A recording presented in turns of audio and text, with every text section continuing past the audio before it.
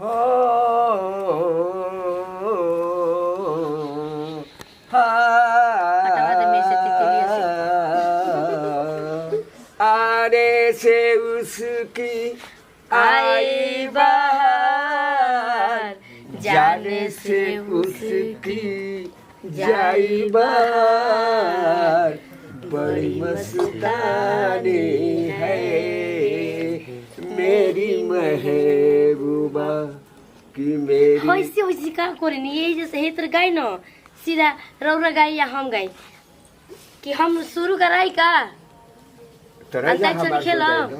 अरे बल सवर के और निकली देखो दे ये बच्चा सवर के निकली जैसे कोई हो चंचल हसीना, हर कोई ये देखे आ जाए उनको पसीना, झरनों की मौज है ओ, अरे मौजों की रवानी है मेरी महबूबा की बड़ी मस्तानी है मेरी महबूबा, मेरी जिंदगानी है मेरी महबूबा।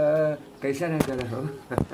अच्छा बाटे। अच्छा रौर गाना कबो खराब हो सके। अरे तनी तेहू गा के सुनाई दे हमके हिंदी गाना ना आवेला ना ना जी। होला तो अच्छा भोजपुरी में गाबो।